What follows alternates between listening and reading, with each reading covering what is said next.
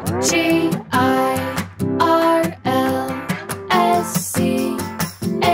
it's Girls Camp. Hello friends, hello campers, happy Friday. I'm your host, Haley Rawl, and welcome back to Girls Camp for the second time, for the first time. For the first time, you can be welcomed back to Girls Camp for the second time in a week. It's kind of fun to do a Friday episode. I kind of like it. I like being able to say, happy Friday. Thank God it's Friday. You know, I would love to do a bonus Friday episode much more frequently. I think it'd be so fun to do a couple bonus episodes a month and do more of a prolonged campfire chat. Just kind of shoot the shit, share what's on my mind, do a little bit more of a casual, discussion on Fridays for a bonus episode. So in the future, I hope we can make that happen. But for now, I'm barely keeping up with one episode a week. So, for now, we've got Girls Camp Wednesdays, but hopefully soon we can do some more girls camping during the week as well. Today, we are picking back up where we left off with Maddy Thompson's story. Just a little refresher where we left the conversation. Maddy had just spent the day in the hospital with her dad, who had had a heart attack, and with her family. And we're going to pick up today when they leave for the evening. So that's where we're picking back up. And today, we really delve into her dad passing, the experience of loss and of grief, and just delve into that really deeply. No sugarcoating, as I mentioned last week. I wanted to share with you all this interesting kind of inclination I had around this episode. I found myself feeling really nervous, I think, to broach this topic. I was just feeling like, girls camp, I want it to be a fun and a lighthearted and a chatty space and entertaining. And I'm always trying to toe this line between that and also really digging into the very often hard realities of deconstruction, of life in general, and of where the hard challenges of life cross over with deconstruction from religion. I don't know. I guess I'm just saying that basically I was nervous to share something so heavy and so inherently sad. And I took a step back and realized, no, obviously this is so important. This is something so many people have dealt with or are actively dealing with. And death really is a part of life. It's something we need to reckon with. It's a big part of deconstruction. And I found it interesting that I felt nervous or fearful to even talk about this or bring this to the girls camp community. And I think that just speaks to my own reservations around death and my own need to continue to deconstruct and unpack my concept of death, especially as a post-Mormon. And I just wanted to be honest about that, but also to say that I'm so glad and so grateful to be sharing this with you, that Maddy not only shared this with me, but with the girls camp community. I just think, as I said last week, that it's hugely important. Part of my deconstruction and sort of a theme for me this past couple weeks has been really just accepting that life is not always happy. There's not always easy answers and easy meaning. This episode for this community has been a piece of me really thinking through that and coming to terms with that. And I wanted to share that with you all. Okay, I will cease my ramblings and let you in on part 2 of Maddy Thompson's story. We left that evening. They wanted him to have more sleep and more rest. And I was really, really struggling. I think feeling again in my body what I didn't want to believe would be true. Yeah, but kind of sensing. And also not wanting to inflict that on my mom, who is having so much hope, and my siblings who are like, yeah, Dad's getting better. The next morning we got a call from the hospital that he was awake, that he sat up, that they were going to take the ventilator out, and that he was asking for a pen and paper and asking for my mom. So we all rushed over to the hospital, and I, again, remember having this sick feeling and feeling really guilty that I didn't have the same kind of hope that my siblings did, that my mom did, or excitement. Yeah. We went to the hospital, and he was then more cognizant than he was the day prior. So he really recognized and understood, oh, my children are here. Oh, I collapsed. Oh, I had a heart attack. This was like, Dad is back.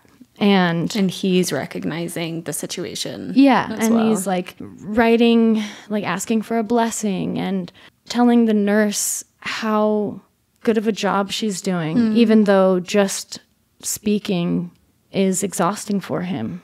And that was a really special, those 2 days were like, I guess a day and a half were the most special, priceless thing to me. One, because he and I were able to reconcile silently and personally and peacefully, spiritually. But also because I was able to remind myself how innately intertwined we are and how special our relationship is. Me and my dad have a relationship that's different from him and my sister, from him and my brother, from him and my mom. I noticed that in the hospital when we were trying to communicate with him, but he couldn't speak because it caused him to have so much pain. Where I was like making charts, trying to communicate with him through like letters and pointing and like hand signals and things. And I was like, we were communicating, and I was knowing what he needed and knowing his back was itchy and he needed his back scratched and these things, and recognizing like, I am in tune with him right now in a way that nobody else is. Yeah, you felt really connected. Yes, super connected. And I was starting to feel more hopeful. The doctors came in and told us, we think we should put the ventilator back in. His oxygen is dropping a lot. And after about an hour of trying to put it back in, we were a little bit worried. It might not end the way that we hoped. The doctors kind of reassured us that he just needed rest, and it like told us we should just go get some lunch, you know, get out of there, clear our heads. And while I was there, I kind of had this epiphany and told my mom, like, I can move to Jersey. I can quit my job. I can take care of Dad full time because like he would do that for me. And apparently, and I'm remembering, we have this connection where like I know that I know it will be the right thing for me to give up my life right now to help him. Told my mom that, and immediately afterward, she got a call from the hospital that his heart had stopped again. And so we all rushed back there. It was just the most surreal moments of my life. Afterward, I rushed in with my mom, and we sat in the hallway waiting for some answers. And eventually I went into the room and just decided, like, I need to be in here. I need to be with him. Like, whatever happens, like, can he hear? Well, I need to talk to him. Like, I don't want him to just be hearing the doctors, like, spiraling. Like, I need to go talk to him. And his heart had stopped. But I also realized, like, I need to tell him I'm in love with Alora. I've never been able to tell him this. So I ran in there and I just kneeled down with him and I held his hands and I was like, Dad, it's okay. Everything's going to be okay. I love Alora. The way I feel about her is how you feel about Mom. Like, I need you to know this. And sang him some songs, and just his heart rate steadied for a brief period of time. So my family was able to come in and sit with him and say our goodbyes and just be with him slowly until his heart stopped. And I will never forget those moments. I think because it was so incomprehensible for me at the time. Everyone said their goodbyes, but I was like, we're just going to leave him here? What? And so I laid there with him for an hour, looking at his hands. These hands created my world. Combing his hair, wiping off his face, like propping him up so that I don't know, I just was like, I can't leave this person who has created everything for me, even though I know his soul is no longer here. I can't comprehend just leaving him. But I did what I wanted to do, which was like, I plucked a nose hair, I plucked an eyebrow hair, I took a little fingernail, things that maybe would be weird to other people. But for me, I was like, this body is my everything. Yeah. And I can't fathom moving on from this without honoring that. From there on out, I kind of felt like the keeper of his body and like this connection to his soul and to his energy, and ended up being the one who took his ashes and carried them on my lap across country on the airplane, went to the Container Store to look for a little something to put his ashes in. Mm-hmm. You're never prepared for the day that you are walking into the Container Store with your headphones on, looking for something to put your dad's ashes in. You're never prepared. You're never prepared. And you're never prepared to like have to ask someone like, hey, do you have something that isn't see-through, that isn't glass, that has a secure lid, and then be like, what about like a spice shaker? And I'm like, what is my life? What is my life? Not quite. Exactly. There were all of these things from that point on where like I felt like the keeper of him in some ways. Yeah. And that was really healing for me. It was really hard, but it felt like nobody else could do that except for me. Mm-hmm. And so I knew I had to. It's just like still feels surreal to me that that happened. Yeah. But that feeling of like devotion and responsibility and connection to him has never gone away inside of me, if that makes sense. He kind of became my belief system after he died. Yeah. I just really leaned into that of like, okay, well, I guess I'll pray to my dad, you know, or like anything good happened and I'm like, thanks, Dad, or just attributing all of, I don't know, everything to my dad, to the point where I started to feel like lost outside of myself even. And I found myself reaching for something that would be an easy answer and actually just kind of perpetuating the religious dogma that I had participated in my whole life. Yeah. That still like led to self-abandonment, which is bizarre. Yeah, tell me more about that. When you say you feel like you made him your belief system, and it sounds like maybe you've unpacked even that a little bit. I guess maybe my question is, why do you feel like that wasn't serving you, or that was maybe dogmatic in the way that you just described? Mm-hmm. Yeah, it's a great question. Well, first of all, after somebody dies, that time is just like crazy. You're like family's coming into town and you're packing and you're going through stuff and you're getting rid of people's things. And like I'm a things girl, so I'm like seeing my dad's things get sold. It's all just so happening so fast that it's hard to really even have present moments. Yeah. Or like comprehend those present moments. Yeah, it seems like it gets very logistical very quickly. Very, very quickly because there's so much you have to do. Yeah. And so for me, while I was still kind of in shock and comprehending what was going on, I was staying busy doing all of the things, you know. But I was also immediately leaning into just like, well, my dad's dead. I don't know, that just became, I was like, well, that's who I am now. The girl whose dad died, and that's it, and that's me. And like, I was okay with that because it reminded me of just like who he was. And also that interesting. We had that relationship and that he was so important to me. And we had his funeral on my birthday. It was kind of the only option. Knowing it was the only option, there was no part of me that felt like, we can't do this on my birthday. Because I'm like, if I'm going to spend, like this day is just a day anyway. My dad just died, nothing matters.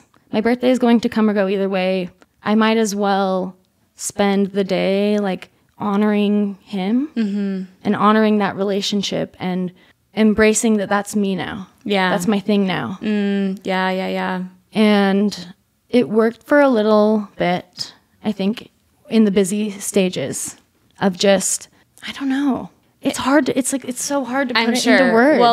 Well, I haven't experienced death very up close at all, but I can imagine, and from the way you've articulated it so beautifully, so thoroughly, it just seems like it's everything. How can you even put words to something it's too expansive. It's too, especially when it's the death of your father, the person that you feel so deeply connected to. It's almost like the death of your life in so many ways. Oh, absolutely. Yeah. Yes. How do you even make sense of it? I can imagine it feels incredibly difficult to put words to.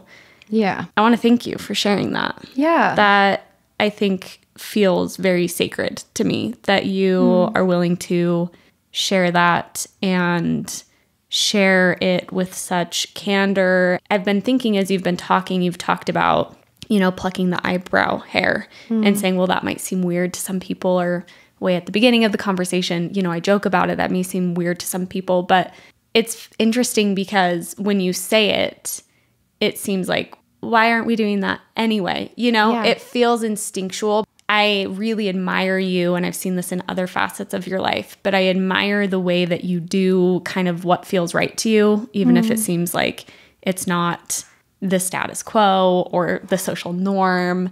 But it feels really beautiful to hear someone talk about death in a way that doesn't feel like it's packaged in all these ways we like to package things. Oh, totally. Well, that's the thing. When my dad died, there was like this period of, you're in a haze and you're just kind of like, and it's like, my dad died, and you're making jokes because you don't really know what else to do, but not really comprehending what's going on, and just riding these waves of the deepest pain you've ever felt, but then this shock that like that can't possibly be real. And I think I hit a point where I was just at my lowest. The initial chitter chatter had faded away. Do you feel like you had adrenaline? It almost seems like it'd be like a long-term adrenaline rush. Yes. And then that probably fades away, and it's like, oh, this is real. Yeah, exactly. So that first month, those first couple of months were so busy and chaotic, and I didn't have time to understand the reality. And when the noise faded away and I tried to go back to work and I was a shell of a human, I started to recognize, I can't wish this away. I can't get away from this. This is my reality. And it took me to a place I never thought I could go. I just didn't know which way was up. I could no longer pretend anything. So I could no longer pretend that like life is great, and like if you just look on the bright side, everything will work out. Life's what you make it. And I started to recognize how much of my life I had spent disembodied and living to be the person who I felt like I needed to be for the people around me, rather than being true to the person that I was. Yeah. And always knew that I was and tried to hide from. Yeah. And so when my dad died and like my universe imploded, I no longer was like spinning on an axis. I was just like floating around, and I was left with me, with actual me. Not funny me, not Maddy who can turn anything into a joke or who can see the bright side or push through it. I like could no longer expend my energy in any way, really, because I was just exhausted. You didn't have the capacity to No, I didn't have the capacity to be the person I'd always been. Yeah. Because I knew the person I had always been was still compensating a little bit for the person I was afraid to be, which is me. And the person who is me is the one who feels things deeply, is extremely emotional, the one who was a crybaby or called a crybaby growing up, or just exhausted by everything and pretending that I knew what was going on and that everyone was just like living their life. I was faced with the reality of myself, of my brain, of the way I see the world, without being able to make it cute for everyone else. Yeah. And that was the scariest shit I've ever gone through, because who I was looking at in the mirror I knew was me, but she was not the person that everybody expected me to be, and not the person who I had always been. I knew that I would no longer be able to pretend anymore from that point on. Yeah.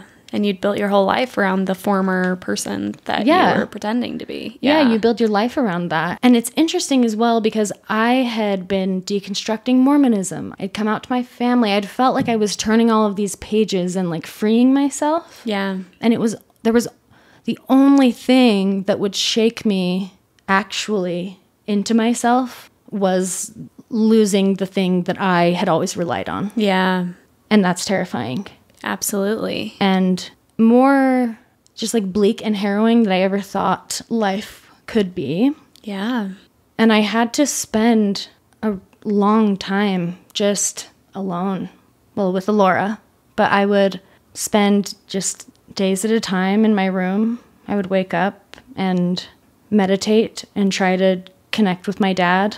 I'd write him letters, draw pictures of him. I would deep dive on like my astrology and like try to really figure out who I am, you know, or deep dive on human design or just like anything that I could get my hands on to try to figure out who the hell I am. Yeah. And what to do resources. and how to, how to be. Yeah.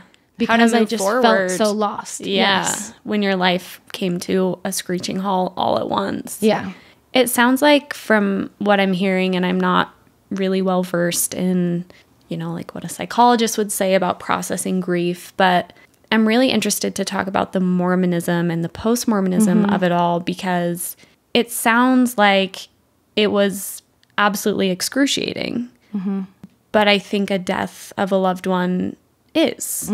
And it sounds like you really let that be, and maybe there's some element to what you're speaking of. Even if you wanted it to be something different, maybe it couldn't have. But I feel like I hear in speaking to you about this experience with death, something so different than all of the narratives around death that I grew up hearing from Mormons through Mormonism about what it's like to lose somebody and how it's part of a grander plan, and how just what you spoke to at the beginning as well of, yeah, of course it's hard and it's sad, but this is God's plan and there's something to learn from this, and what can we learn about what God wants from us. And, you know, I think there is space for grief in the Mormon framework generally, but not what you're talking about, which is a real reckoning with death. Yes. And it sounds like you've reckoned with it and you're probably still reckoning.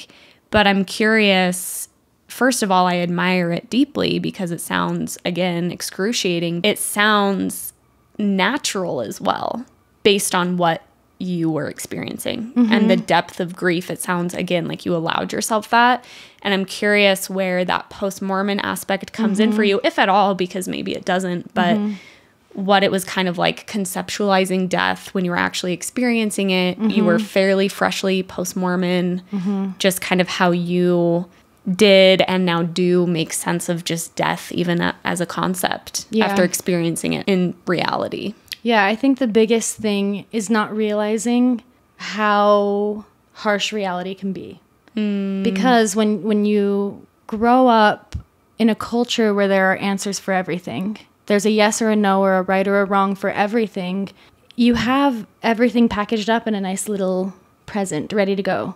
And when my dad died and there was no anything anymore, I, felt angry that there was an organization or a religion that was promising answers that I knew they couldn't promise. And angry that I used to believe that, because it would be so much easier to just believe that I'll see him again, you know? Yeah. But also feeling, what is the word I'm looking for? It's like, I just felt like bamboozled. I felt like, oh, it is the most dishonest thing in the world to claim that you know what's going to happen after this life when you can't know that. Yeah. And I think I was just extremely unprepared for how not grounded I would feel. Like when you grow up in the church, there are just a lot of things that get pushed to the side, you know?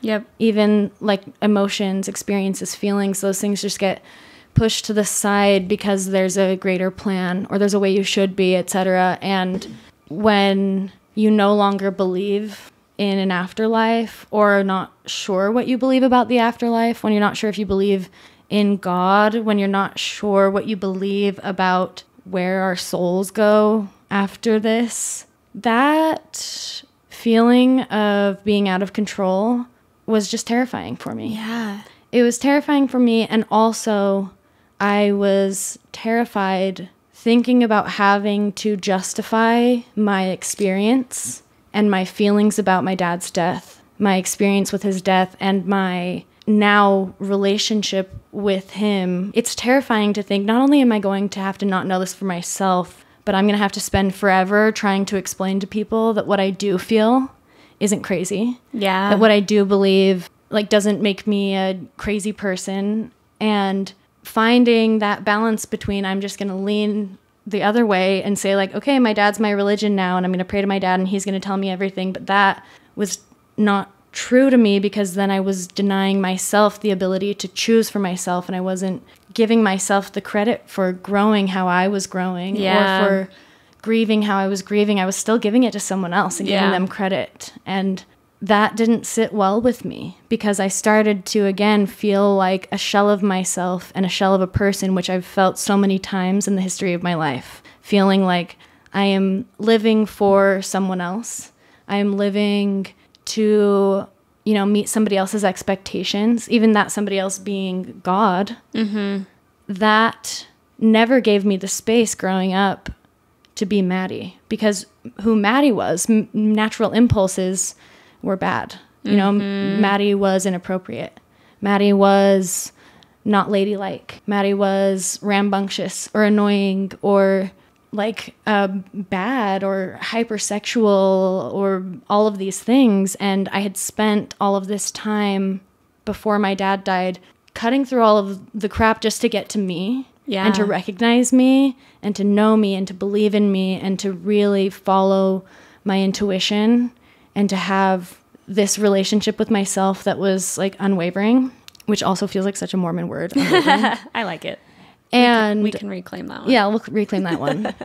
And then recognizing, wait, no, there are still layers and layers and layers of conditioning that I have yet to unpack. Yeah. That I didn't realize I would have to unpack until the other security blanket that I had been using was gone. Yeah. And so it's like, okay, well, my dad is gone.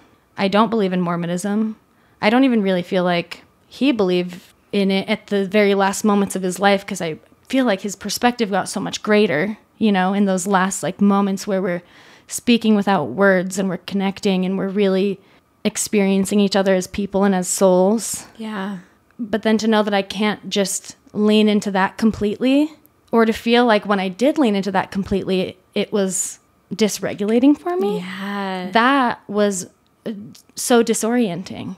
And having to know that I can't, like, having to recognize that this mindset of having all the answers that I've gotten from being raised in the church is actually just never going to be the mindset that I have. Yeah. And also recognizing that the only person who can give me the answers is me has rocked my world. Yeah. Rocked my world completely. Yeah. Because you're at the depths of your grief and you're hurting and you're scared and you're confused and you want there to be an answer and you know there's not an answer, and that sparks anger from the past and hope for the future, but really just grounds you in this lonely reality of I am on my own with me. Mm-hmm. No one else can make decisions for me. No one can take care of me for me. No one can tell me what's true to me. And when you've spent your whole life denying yourself the ability and the opportunity to listen to yourself, to even learn how to do that, then you're stuck at this crossroads of like, okay, well, I'm either going to be completely misunderstood and rejected by everybody by being myself, or I'm going to betray myself by trying to be seen and fit in. And that just feels like a damned if you do, damned if you don't situation. And on top of that, it's like my favorite person is gone and will never be back. I'm grieving my past, present, future life with him, with my future children, with just this idea of how my life was going to be and was supposed to be, you know? Yeah. And that can take you to just the darkest places. And it did. Like, I went back to work for a little bit, quickly realized I wasn't able to work, and I took disability for 4 months. Good. And spent most of that time in isolation, just grieving, feeling, figuring out who I am. First of all, understanding my own cognition for the first time in my life without gaslighting myself, recognizing that the way our brains work does inform a lot of our experience. Recognizing that growing up undiagnosed neurodivergent, I tried my whole life to be what I thought everybody else thought I should be. Yeah, what society was asking what society asked me to be. And then having this reckoning at the same time of my dad dying, that not only can I not be the person that society wants me to be, or like not only do I not want to be that person, but I can't now. I can't mask anymore. I can't pretend that I can be in this high stress environment. I can't pretend that I'm not a highly emotional person or sensitive person. I can't pretend that I am not actually me. Yeah. And that comes with admitting or owning up to my like deepest, darkest, shadowy parts of myself. And that is really scary. If all of the parts you've known yourself for are inaccessible because you don't have the energy to be that person, and you're just left with still you, but the shadow parts that you always pretended you weren't. Yeah, that you're able just to like, avoid. Yeah. Who am I? So I'm just either this person who everybody hates, or at least for my perception, everybody would hate, or I lose myself. And that feels like a lose-lose situation. Yeah. It's something now, looking back on the past 10 months of my life, that I am having more compassion for myself now than I have in the past 10 months. When you're in the depths of your grief, when you don't have anything to believe because no one can prove it to you, and you know no one will prove it to you, and you're left with a version of yourself who feels less than satisfactory, it can get really dark. And coming to terms with who I am and recognizing that the world was not set up for me felt like, okay, well then what's the point? What's the point in going on? You know, my dad's gone. I can't be a successful person now in the way that I've always thought. Yeah. My family has changed forever. I am the saddest that I've ever been. It got to the point some days for me where I was truly like, I would rather not be alive than have to try to fit a mold that I can't fit. Because trying to fit a mold from here on out will kill me. Yeah. It will deteriorate my soul. It's unsustainable. Yeah. It will not be healthy for me. And that was scary. Like, I had never actually been in the point of my life where I was resonating with people who had talked about suicidal ideation, or how much easier it would be to just disappear, to just not have to deal with any of this anymore, because the pain and the confusion of having to figure out what life is and realizing that what I've thought it is a lie for my whole life is just too much. And how do I go on in a world without my dad, who was the best person in the world? You had so many layers of deconstructing and of reckoning with self, with reality, with spirituality, with mental health, that, again, I think a lot of times people experience layers of that at a time. But because of the death of your father, it sounds like it was literally an explosion. It was. Of everything. It was an explosion of everything, to the point where I knew, like, I'm either going to go like full steam ahead, figuring out who I am with radical acceptance, or I am going to disappear. Yeah. Like, I have to. I have to. I don't have the choice. Exactly. I don't have the choice anymore. And, you know, I tell my mom, I'm like, you are really strong. You're handling this so well. And she says, sometimes she'll be like, well, I mean, what's the alternative? I don't really have a choice. And I'm like, you do, though. You do have a choice. And it's been, like, especially top of mind for me reading yesterday that Angus Cloud passed away. Yeah, I saw that. And that it was a week after his dad's passing. That just, something, like, struck a chord inside of me that really scared me, resonated with me, and also simultaneously, like, pushed me forward a little bit more, because I was sitting there thinking, like, I can't blame you. Yeah. And that is really a bleak and scary, vulnerable thing to admit. Yeah. That to understand that. Yes, to understand that. And then also to think, like, we're all just people doing our best, living our lives with our family, with the people we love. Who gives a shit about money or your career, how successful you are? Like, when at the end of the day, it's all about humanity and these relationships and connection and making peace with who you are and peace with the world and allowing everyone to be who they are. It reminded me why it's important to talk about this. I've felt a real fear of sharing this experience. One, because I never want anyone to feel like I am robbing them of their own experience, you know, by making such absolute claims about mine. Grief is such an individual thing that, you know, everyone experiences it differently. Yeah. But I also have been so afraid to share because that makes it more real.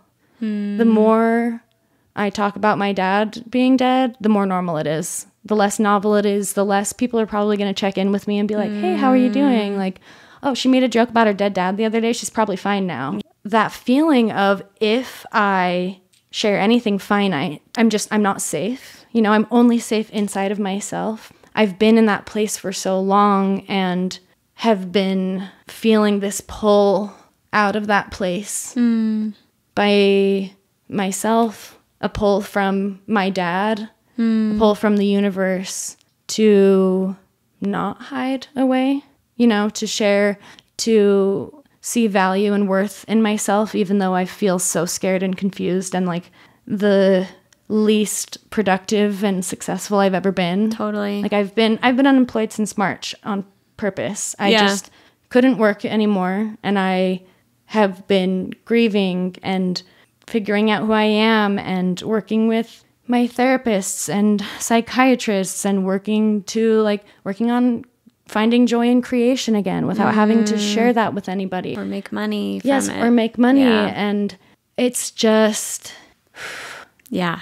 I think what's really, really beautiful and really important, and what makes me really glad that you are the person speaking to this, is that I think there's so much conditioning around answers and around, well, but this is how I've made sense of it. And from our Mormon conditioning and with something like death that is so difficult to reconcile, it sounds like, and yeah, I want to move into kind of where you're at now and maybe some things that resources that you found, or kind of how you've, you know, found a more sustainable way of living. Because obviously you can't be in intense grief in that same way all the time. Yeah. But I do just want to acknowledge how admirable I think it is that you are willing to live in such a space. And, you know, even in the way you've been talking, it's like, yeah, I felt this, but then I got too connected to that. And then I've tried this. And I just think that whether or not you're grappling with something as intense and as life altering, that's a really important lesson that I'm trying to learn in grappling with the faith transition and grappling with my own things, is that sometimes it just is. And sometimes, you know, we distract ourselves from what is and from reality.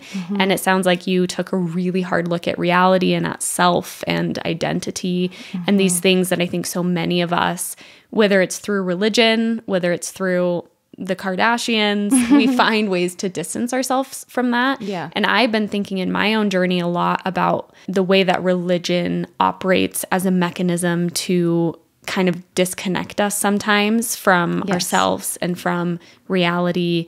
And that is something I'm unpacking myself. And I just have learned a lot in listening to you talk through this story about how you've consistently kind of seems reminded yourself there's no easy answers. There's no magic formula. There's no, oh, well, I understood death as the continuation of whatever, you know, what have you. And those things are okay too, in, I think, moderation maybe. But the thing I keep being impressed by is that lesson of some things simply are. Yep. And that's really fucking hard. It's so hard. Like, I did mushrooms for the first time a few months ago. And I was like, okay, great. I'm just going to get some answers from my dad. Hey, Dad, wait. How you doing? Give him a little call. And I didn't.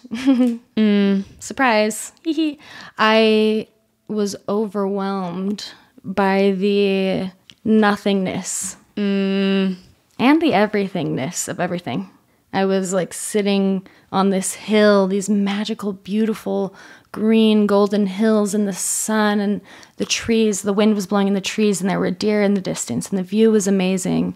And I was sitting there thinking, this is really just it. This is it. As bleak as that sounds, this is it. And no one is going to come kerplunk me over the head with some insight that's going to make it all make sense. And I'm never going to get an easy answer. And I'm never going to feel 100% settled with any answer. And that is the reality. And if I don't accept that, I will be miserable. I'm still trying to accept that. It's really hard. I have days where I feel like I can't function and I'm beside myself and crying so hard. I feel like my ribs are going to break and I can't imagine ever feeling joy again. And then I have days where I'm feeling extremely joyful and living in the beauty of connection with the people around me.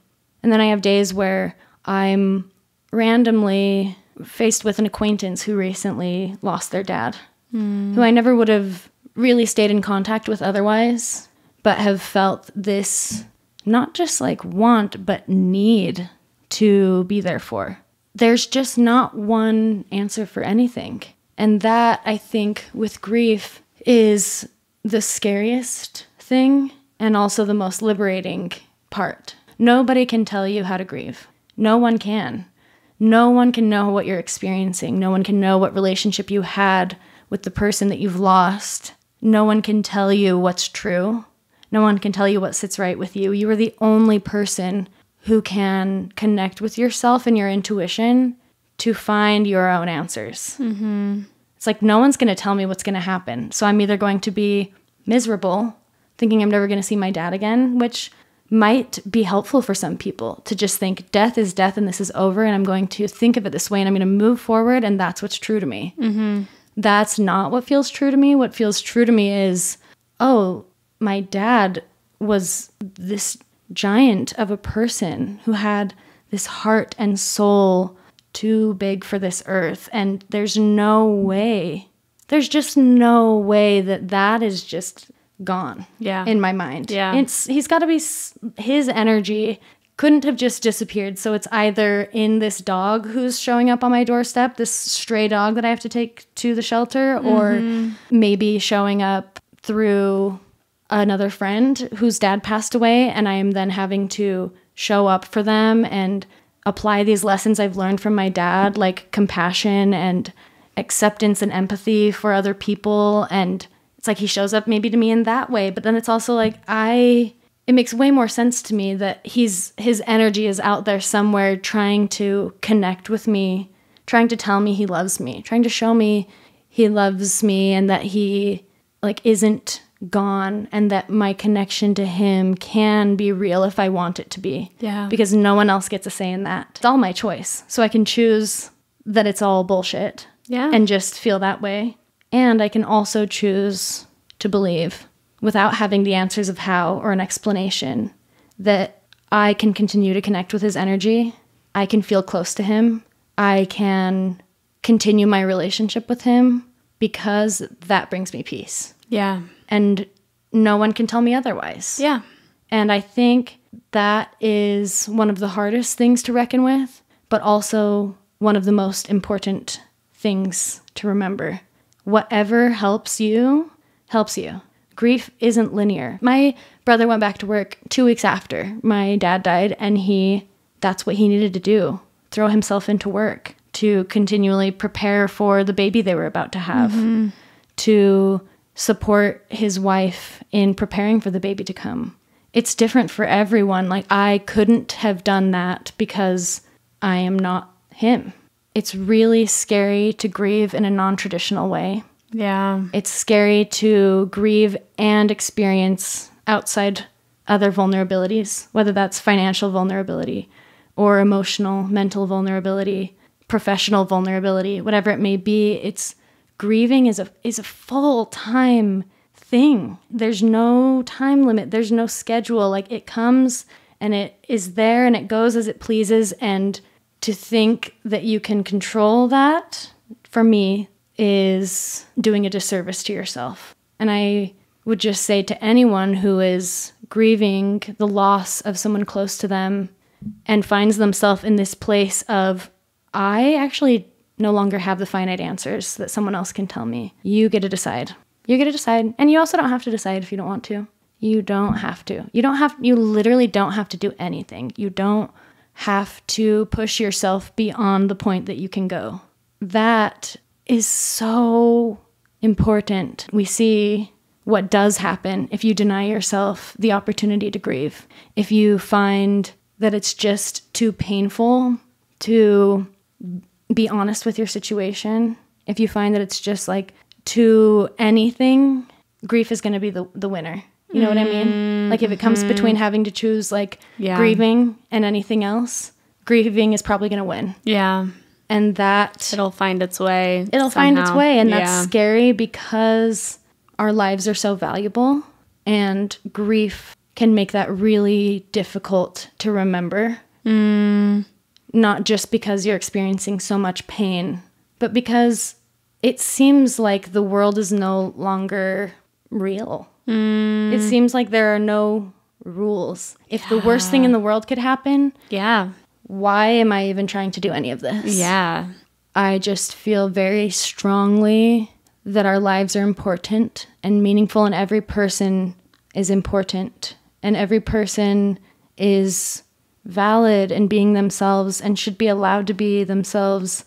And it is so tragic to live in a society where that's not always valued. I've seen how life-changing it has been for me to have the privilege of being able to prioritize myself and to choose myself when it felt like I was given two choices. Keep trying to just be this person who was productive in society and successful, or to take care of myself, even though that meant I would be unemployed and not the most fun all the time anymore, or flaky and not able to uphold all of my plans and whatever it may be. The choice to continue fighting is so difficult, but just so worth it. And I'm really grateful to have like a partner who is so supportive, and family and friends who have been there for me no matter what, reassuring me that I am allowed to take my time, reassuring me that they're there for me, because it's extremely lonely and it's extremely scary. And I feel very grateful that I've had the opportunity to just let myself grieve. I know not everyone has the means to be able to do that, to just literally grieve full time. I don't feel like I really had a choice. It was just what I needed. And I'm grateful that the circumstances in my life lined up with that to allow me to have this time. Yeah. I just hope that moving forward, I can continually keep this at the forefront of my memory, of my mind. It gives me a drive for life and like a purpose that I haven't had before and wouldn't have otherwise. Yeah. That is something, you know? In the name of Glennon Doyle. In the name of Glennon Doyle, amen.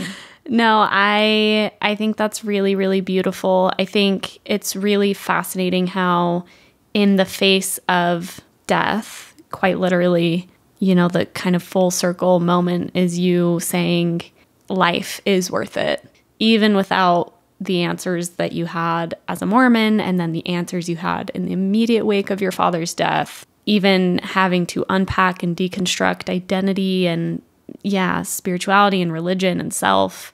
Even though it can be so devastatingly, excruciatingly hard, life is worth it. Yeah. And I think that's a really beautiful, I hate to say conclusion, but a really beautiful piece of all of this is that even though you've had and really survived the depths of this trauma and grief and still have, like you said, it's not linear. I'm sure there's going to be that for the rest of your life, but you still recognize life is worth it.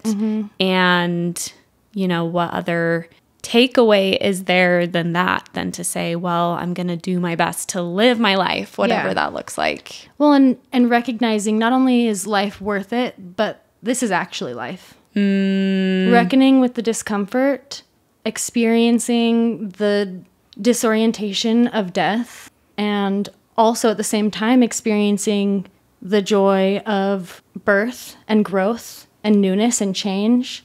Life literally can't be just good, just happy. To think life is pleasant only would be misguided. Yeah.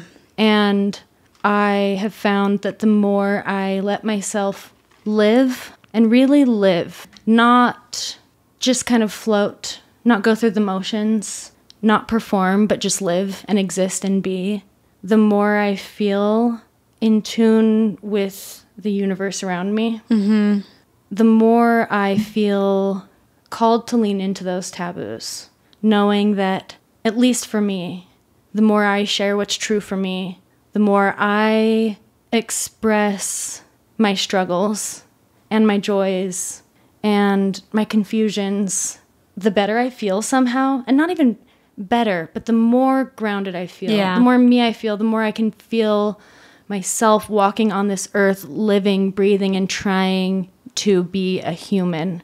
Aligned, connected. Yeah, exactly. Yeah. And I think that will just have to be my perspective forever. Obviously, I will continue to change, and my mindset will change, and my beliefs will change. There's so much change and growth when it comes to life. And I see now how fragile life is. Yeah. But also how this is just it. Like, It's everything. So much bigger. Yeah. Why are we worried about the little things? Yeah. Why are we worried about being perceived by other people or doing the right thing when really one day your dad can just die? Yeah.